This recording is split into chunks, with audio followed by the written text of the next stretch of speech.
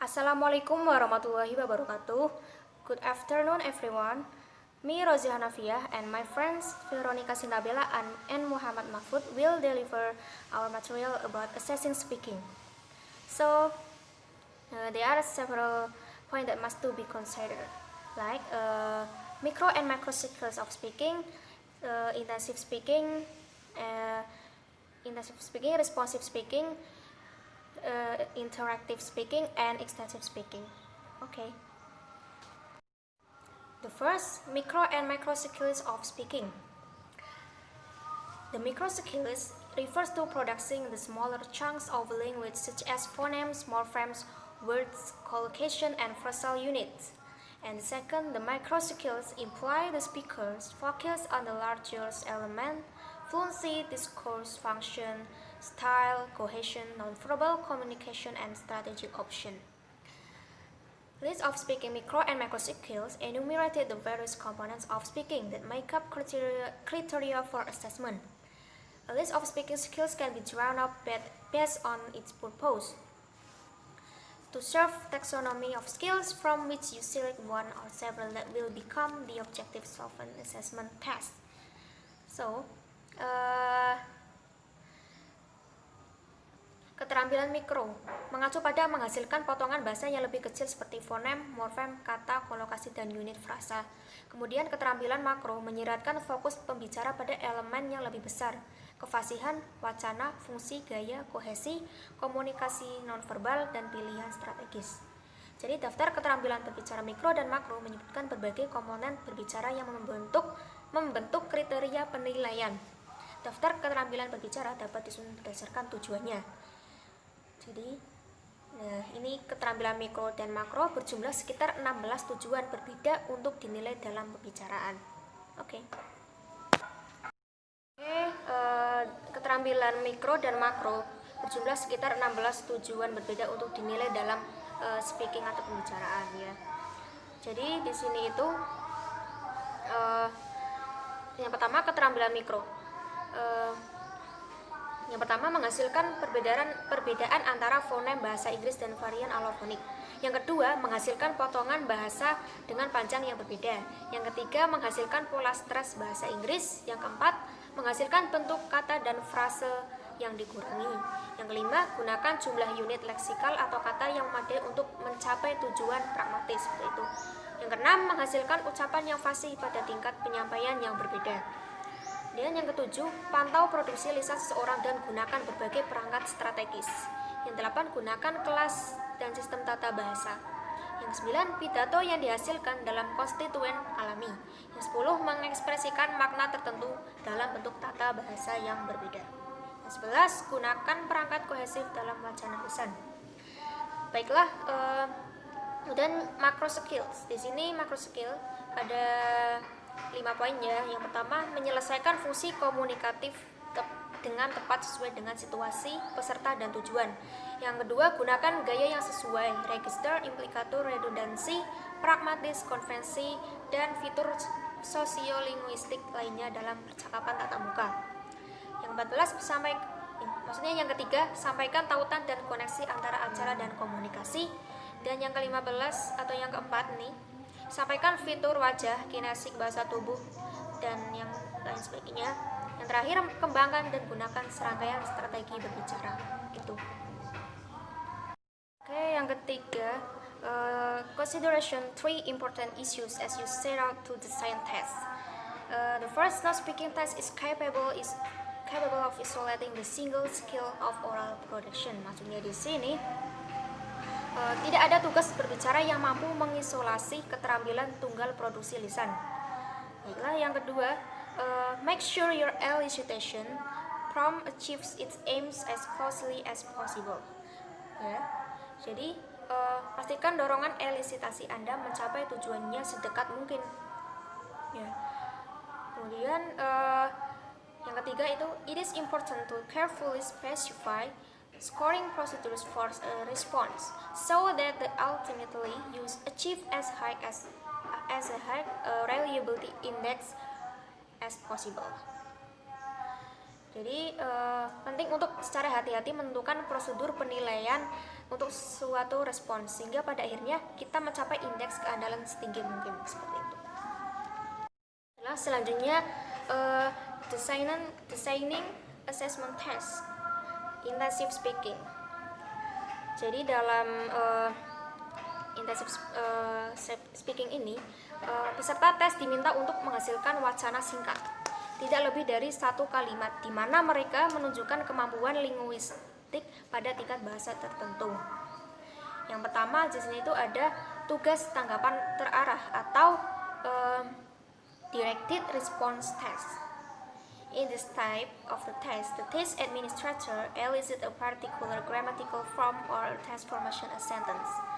Jadi, dalam jenis tugas ini, pengawas ujian memperoleh bentuk tata bahasa tertentu atau transformasi kalimat.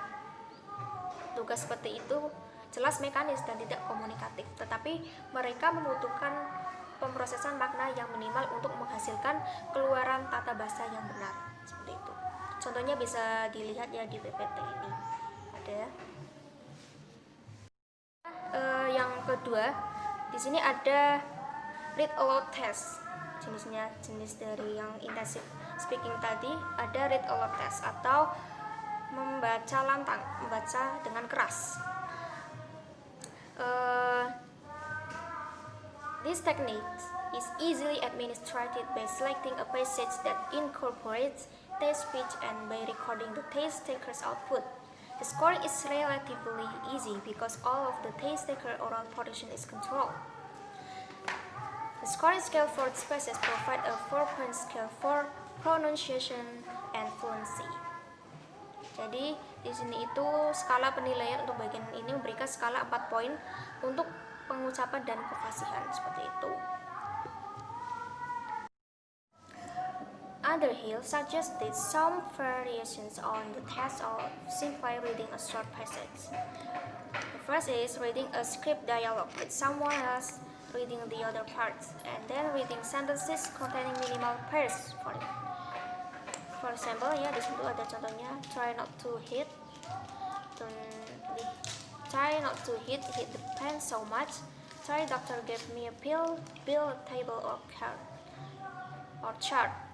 Reading information from a table or chart. Oke.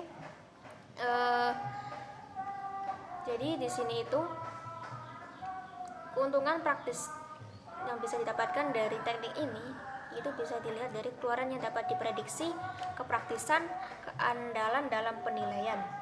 Jadi setelah ada keuntungan yang bisa didapatkan, ada beberapa kelemahannya, yaitu membaca dengan lantang agak tidak autentik karena kita itu jarang membacakan apapun tentang suara keras pada orang lain di dunia nyata. Kemudian membaca dengan lantang membutuhkan kemampuan lisan khusus tertentu yang mungkin tidak menunjukkan kemampuan pragmatis seseorang untuk berkomunikasi secara lisan dalam konteks tatap muka, seperti itu. Okay, the third sentence or dialogue completion test and oral questionnaire. So, teknik ini menargetkan aspek bahasa yang intensif, membutuhkan peserta tes untuk membaca dialog yang kalimat salah satu bicara telah dihilangkan.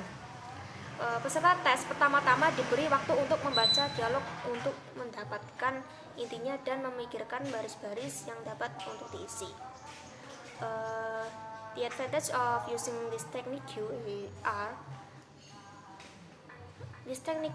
lies in its moderate control of the output of the test taker. I mean that teknik ini terletak pada kontrol moderatnya terhadap keluaran dari peserta tes. Kemudian teknik ini sedangkan pada variasi individu tanggapan diterima.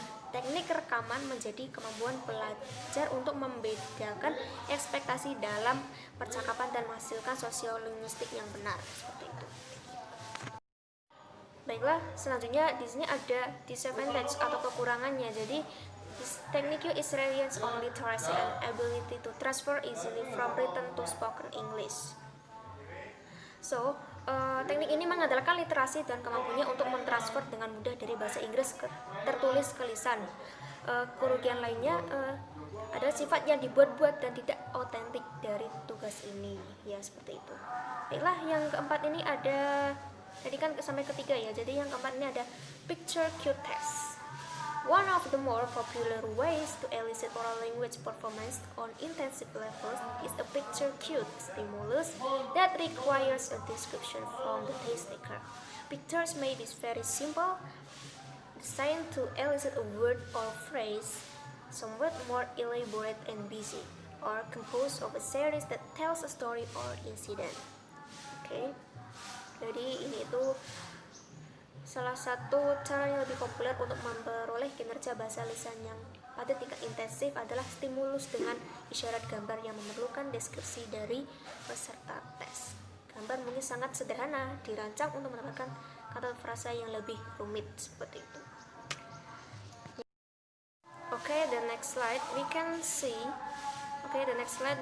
That there are 3 pictures on the slide. Yes, we can look at the information that gambar 1 ini lebih pada picture cue elicitation of the production of a simple minimal pair. Maksudnya penarikan produksi dengan isyarat gambar dari pasangan minimal sederhana. Kemudian grammatical categories may be cued by pictures. In the following sequences, comparative are elicited. And the third picture, the future tense is elicited with the following pictures. Okay. Okay, the next slide, there are 3 pictures again. You can see at the information that the fourth picture said that picture cued elicitation of nouns, negative responses, numbers, and location. And the fifth picture cued elicitation of responses. And the last, map cued elicitation of giving direction. Okay, you can see at the slide. Yes, there are several pictures that you can get. Okay, the next slide. Scoring responses on the picture cued intensive speaking test varies depending on the expected performance criteria.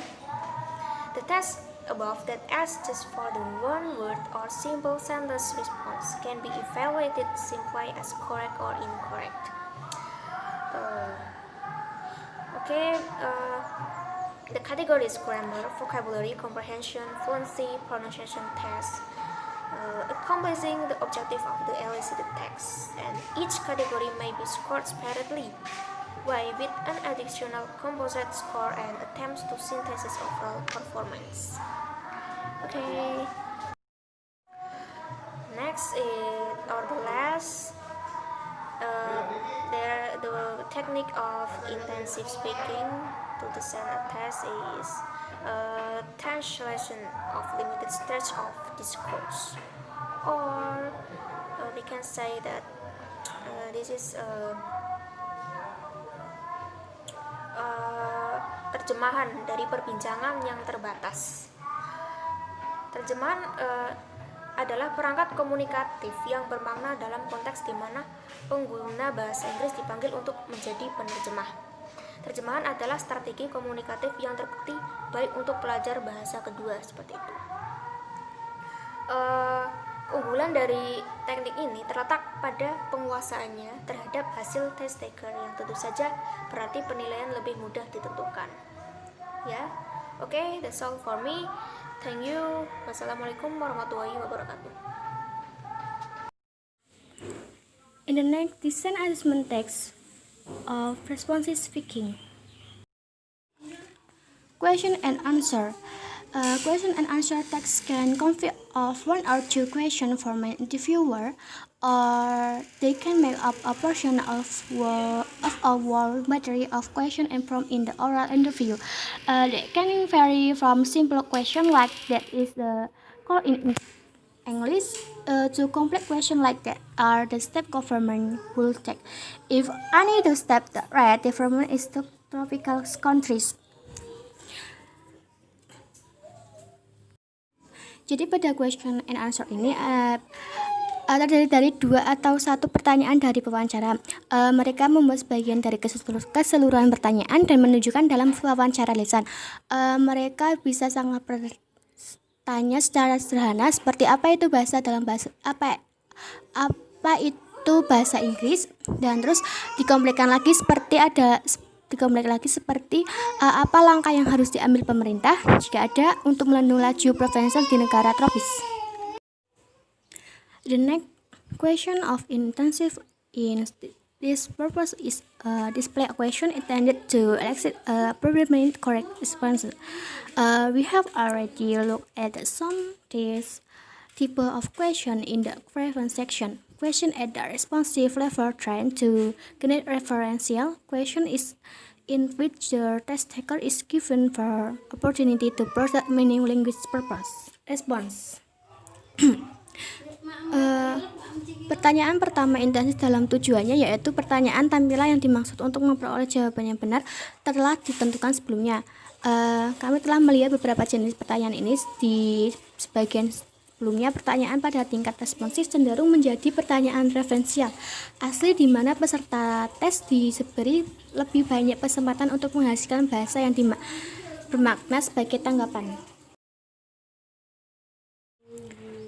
In the next question, listing open until to end responsive text taker here. In the 1, what do you think about the reader today? In the 2, what do you like about the English language? In the 3, what did you choose the academic major? In the 4, what kind of strategy how you used to help you learning English? In the 5, there are five category. A, have you ever been to United States before? B, what other country how to visit? C, why did you betray? Do you like best about it? D, if you were to go back, what would you like to do? Or C, the E, what country would you like to visit next and why? Test taker respond with a few sentences at most. Notice that question 5 have situationally like question that may vary singers depending on the text taker response to an improvised question. Pertanyaan yang muncul tanggapan terbuka pada tes yang peserta tes mendengarkan. Yang pertama itu, apa pendapat Anda tentang cuaca hari ini? Apa yang Anda suka tentang bahasa Inggris? Mengapa Anda memilih jurusan akademik Anda? Yang keempat adalah strategi apa yang Anda gunakan untuk membantu Anda belajar bahasa Inggris. Yang kelima adalah ada 4 poin seperti apa yang Anda pernah ke Amerika setelah perhatian berikutnya. Negara mana lagi yang pernah kamu kunjungi? Kenapa kamu pergi ke sana? Apa yang kalian dapat sukai dari hal ini? Jika Anda bisa kembali, apa yang ingin Anda lakukan atau melihat? Negara mana yang ingin Anda kunjungi selanjutnya? Memang apa? Peserta test taker ini paling banyak merespon dengan beberapa kalimat. Dalam poin kelima, memiliki 5 pertanyaan yang terkait dengan situasi yang mungkin lebih sedikit bervariasi tergantung pada tanggapan test taker terhadap pertanyaan sebelumnya. Allocation of question from the test taker. Test taker respond with a few sentences or most. Do you have any question for me? Ask me about for your family or your job or your interest. If you could interview the president of prime minister of your country, would you like ask that question? Potentially trade for overall production assessment involve more than test taker with an interviewer with a discussion later in the chapter with students either and interview concept and as of each other. Perolehan pertanyaan dari peserta test taker yaitu test taker paling banyak merespon dengan beberapa kalimat seperti apakah Anda punya pertanyaan untuk saya tentang tanya saya tentang keluarga atau pekerjaan yang minat saya. Jika kita dapat mewawancari presiden atau perdana menteri negara, apa yang akan kamu tanyakan kepada mereka? Penilaian produksi yang berpotensi rumit dari oral atau melibatkan lebih dari sekadar mengambil teks dengan pewawancara yang akan dibahas nanti di bab ini dengan 2 banyak konten wawancara yang paling bertanya. Giving instruction and direction. We are called on in our daily routine to read instruction on how to operate an application, how put bookshelf together, or how to create an delicious claim on counter. Some word less frequency in the Monday to provide interaction orally, but this speech still really common. Using sense stimuli in assessment content provide an opportunity for text taker to engaging in relativity extent straight of discourse. To be very clear and specific, and to use provide in discourse marker and corrector. The technique is simple. The administrator processes the problem and the text taker responds. Scoring is based primary on comprehensibility and secondary on other specific remedy or discourse category.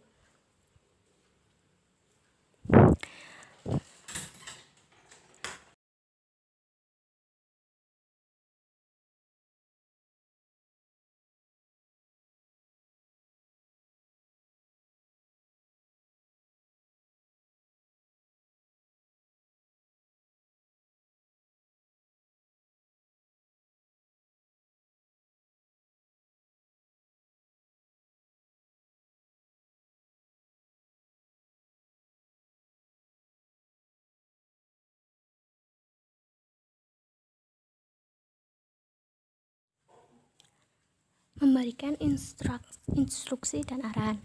Dalam rutinitas sehari-hari kita dipanggil untuk membaca instruksi dengan secara operat sebagai alat bagaimana menyatukan diri atau cara membuat claim and cloud yang lezat. Agak kurang sering adalah mandat untuk memprovokasi instruksi secara lisan, tetapi pidato ini masih relatif umum. Menggunakan stimulus seperti itu dalam konteks penilaian memberikan kesempatan bagi text taker untuk terlibat dalam bentang wacana yang relatif luas menjadi yang sangat cepat, jelas, dan spesifik, dan menggunakan penanda korektor wacana yang sesuai. Tekniknya yaitu sangat sederhana. Administrator mengajukan masalah dan peserta text taker merespon. Penilaian didasarkan terutama pada pemahaman, dan yang kedua pada kategori tata bahasa dan wacana tertentu lainnya.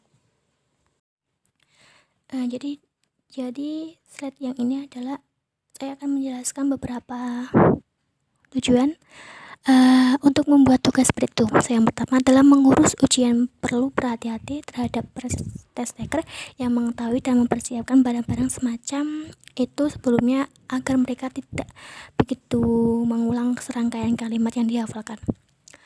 Pengiriman instruksi dadakan diberikan di sana atau paling lama 1 menit atau lebih dari waktu persiapan.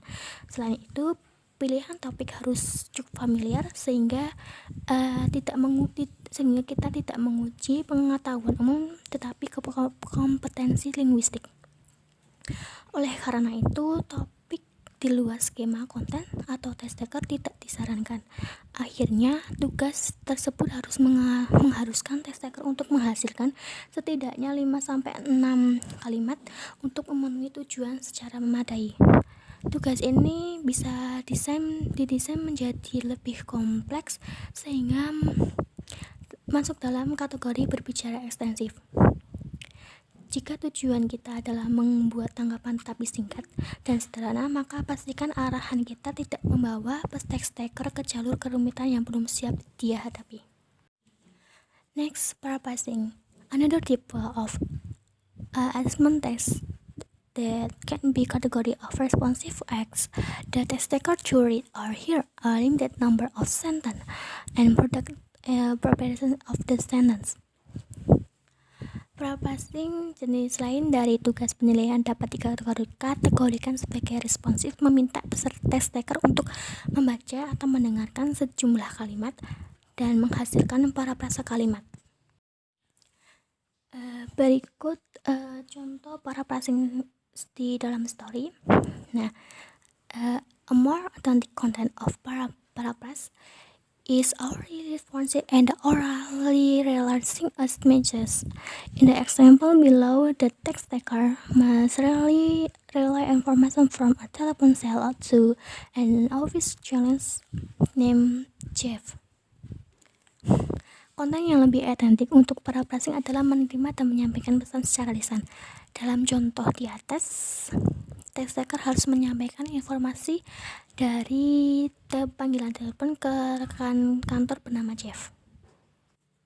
Contoh paraphrasing upon message. The attempts of some texts are they are always scored test of the course and provided into test taker ability to practice the conversational art of confident by recording or the input or output ratio. Keuntungan dari tugas-tugas tersebut adalah membawa tujuan-tujuan tertentu, menimbulkan kesulitan tulisan singkat tentunya, dan mungkin memanfaatkan kemampuan test taker untuk mempraktikkan seni percakapan yang lucu dengan mengurangi rasio keluaran atau masukan. Text of spoken English.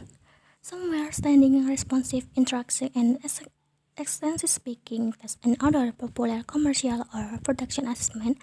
The test of specific spoken English atau TSA.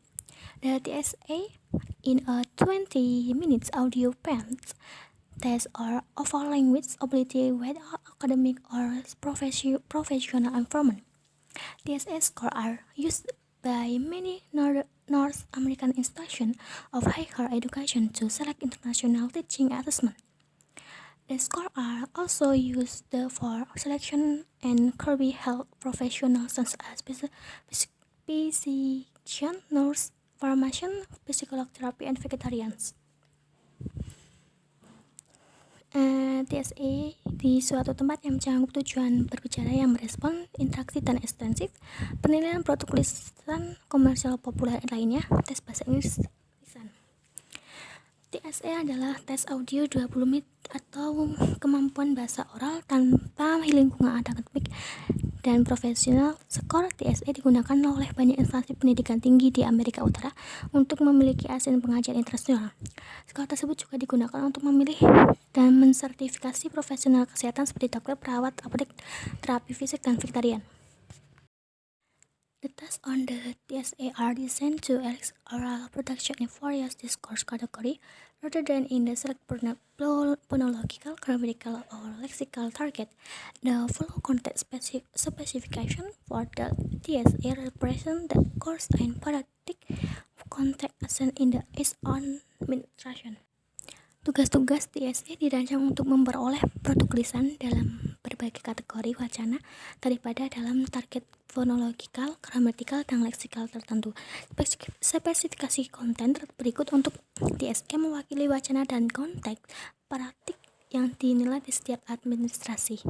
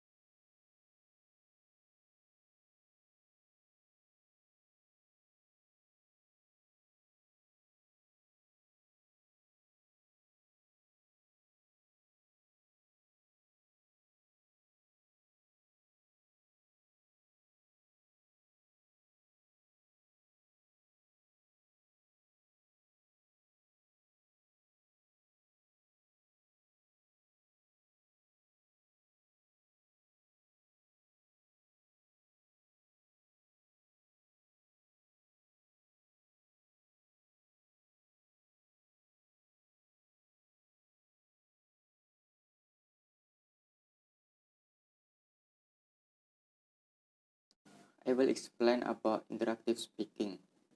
So the difference between responsive and interactive speaking is in the length and complexity of the interactions, which sometimes includes multiple exchanges and or multiple participants. Interaction can take the two forms of transactional language or interpersonal exchange. Jadi, perbedaan antara responsif dengan interactive speaking terletak pada panjang dan kompleksitas dari interaksi, yang kadang melibatkan banyak interaksi atau partisipan. Bisa berupa transaction language atau interpersonal exchange.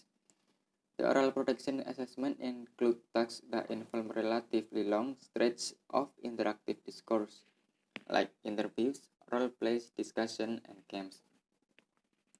Nah, contohnya ada interviews, permainan peran, diskusi, dan juga games. Bentuk penilaian pertama adalah interview.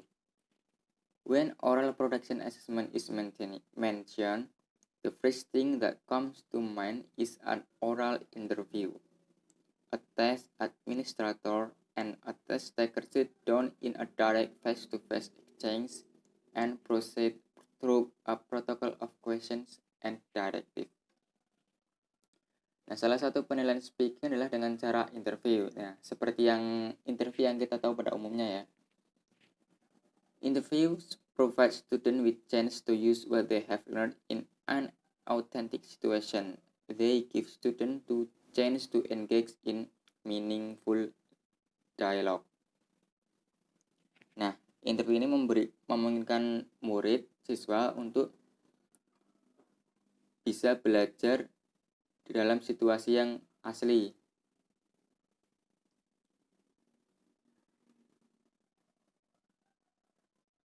Every effective interview contains a number of mandatory tricks. Michelle Kennel proposed a framework for oral proficiency testing that withstood the test of time. He suggests that test takers will perform at their best if they are led through 4 stages. Interview yang baik itu ada tahapan-tahapannya. Nah, menurut Michelle Kennel, test taker akan memberikan performa terbaik mereka jika diarahkan dalam 4 tahap, yaitu warm up, level check, probe, dan wind down. Warm up itu semacam pemanasan. Nah, dalam tahap ini, interviewer bisa melakukan pertanyaan perkenalan atau interaksi lain yang membuat test taker itu merasa nyaman. Yang kedua adalah level checks. Nah, pertanyaan yang tujuannya adalah untuk menentukan sudah seberapa jauh kemampuan test taker tersebut. Yang ketiga ada tahap probe, yaitu ketika interviewer akan membuat test taker mencapai batasnya dengan setinggi mungkin dengan pertanyaan-pertanyaan yang sulit. Dan tahap akhir dari interview adalah wind down, di mana interviewer mencoba membuat test taker merasa rileks dengan pertanyaan-pertanyaan yang mudah bagi test taker, yang mudah dijawab.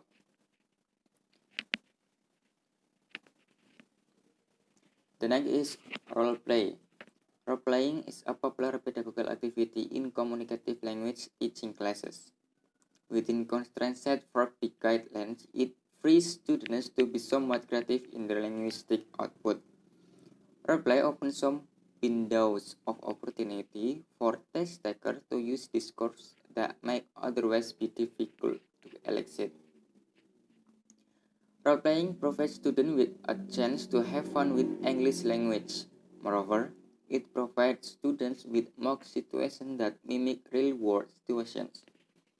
Yang selanjutnya adalah role-play atau permainan peran.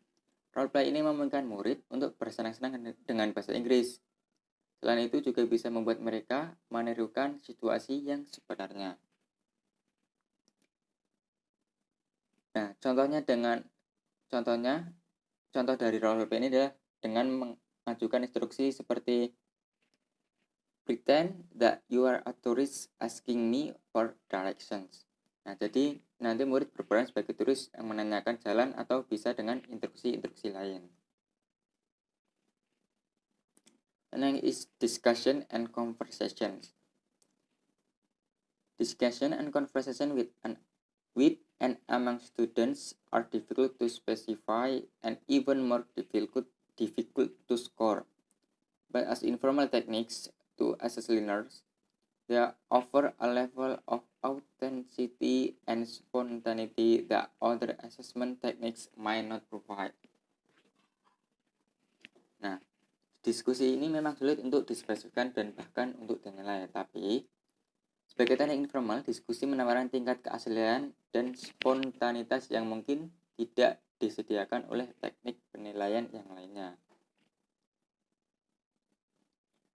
Nah, discussion may be especially appropriate text through which to elicit and observe such abilities as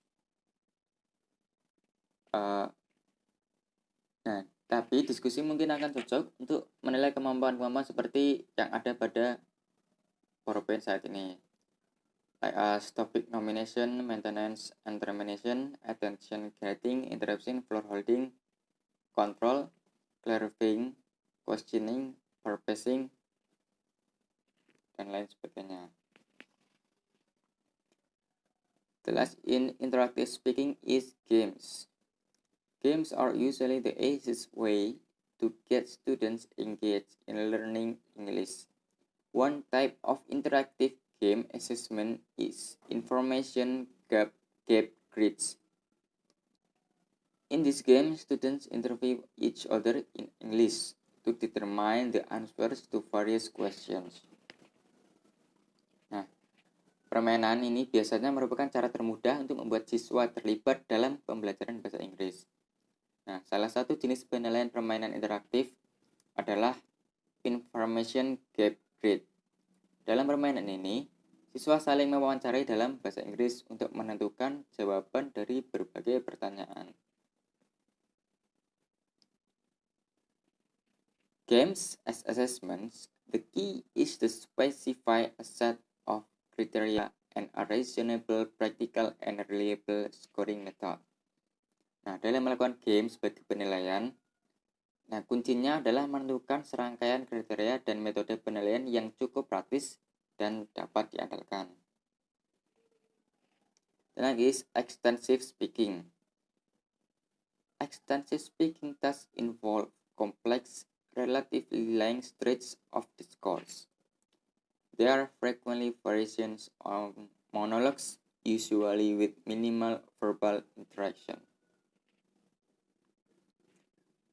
Extensive speaking is extremely important. Students are left by themselves to produce clear and intelligible speech.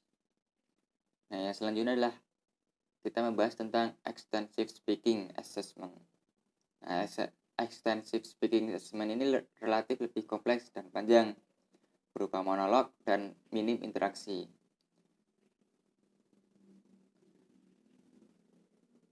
There usually is some type of audience present. There is no dialogue between presenter and audience members. Only the person presenting speaks during this time. Tidak ada dialog dalam penilaian yang ekstensif ini. Tidak ada dialog antara presenter dan audiensnya. Jadi hanya satu orang yang presentasi tersebutlah yang berbicara.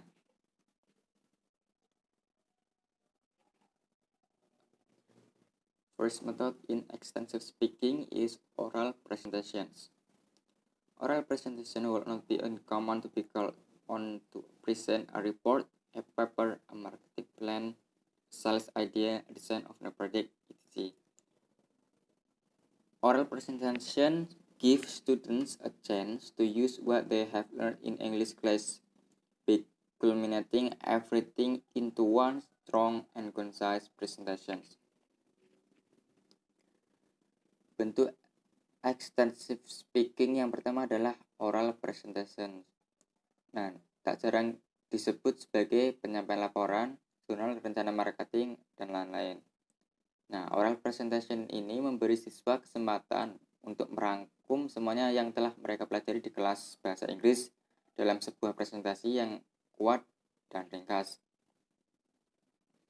A checklist or grid is a common means of scoring or evaluation. Nah, interviewer biasanya melakukan penilaian menggunakan checklist atau grid seperti pada contoh yang ini.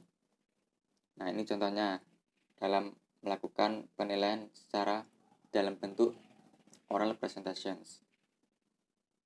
Next. Yang ketiga is picture quote storytelling. Picture quote storytelling is one of the most techniques for eliciting oral production is through visual pictures, photographs, diagrams, and charts. Picture quote storytelling adalah penilaian speaking menggunakan gambar visual, foto, diagram, atau chart. Nah, the purpose of picture quote storytelling is to provide students with example of how chronology is used in discussion, Also, it used to illustrate situations. Nah, ini bertujuan untuk memberi siswa contoh bagaimana kronologi digunakan dalam diskusi. Nah, dan juga untuk mengilustrasikan situasi. Contohnya seperti ini. Nah, ini adalah contohnya. Jadi nanti siswa disuruh untuk menjelaskan gambar-gambar yang ada di sini secara kronologis. Next is retelling a story or news event.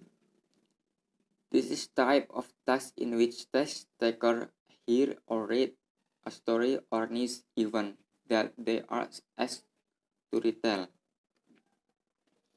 In this form of extensive speaking assessment, students retell a story they heard. The story can be modified from its original form. Nah, yang selanjutnya adalah retelling story atau news event. Seperti namanya, siswa akan diminta untuk menceritakan kembali cerita atau berita yang mereka baca atau yang mereka dengar.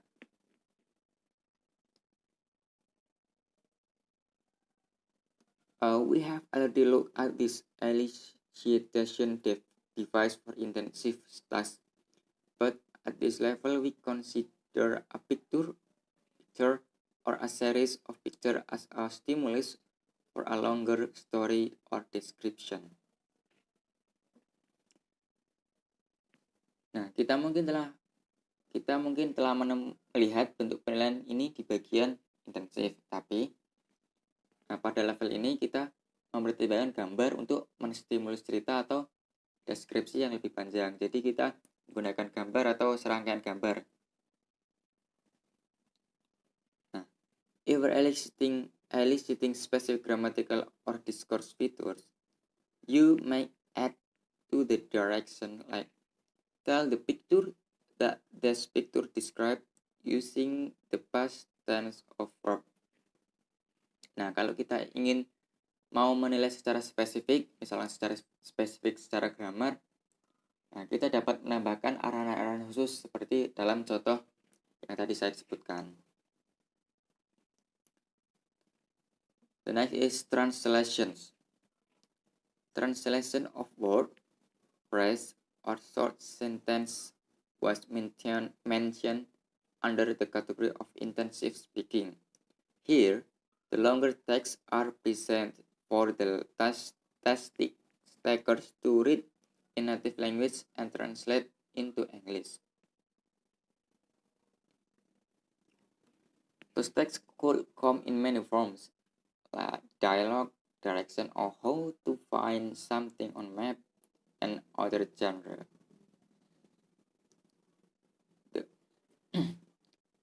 Translation memang pernah disebut dalam bagian intensif di atas tadi, namun di sini teksnya lebih panjang, bisa dari dialog, petunjuk penggunaan, atau genre-genre yang lainnya.